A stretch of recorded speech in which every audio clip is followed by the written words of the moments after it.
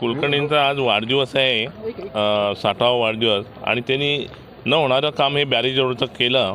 आणि एखाद्या सोसायटीमध्ये पण काँक्रीट रोड कसं करायचं तो उदाहरण आहे तिथे.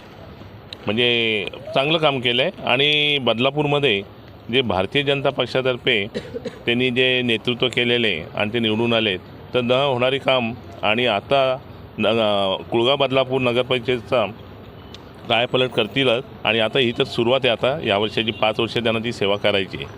तर असं भरभराटीचं नेतृत्व त्यांच्याकडे कार्य आहे. आणि कतोरे साहेबांचा आशीर्वाद पण लाभलेला आहे. कतोरे साहेब म्हणजे आमचे मित्रपरिवारामधले, तर ही एक मोठी देणगी त्यांना लाभलेली आहे.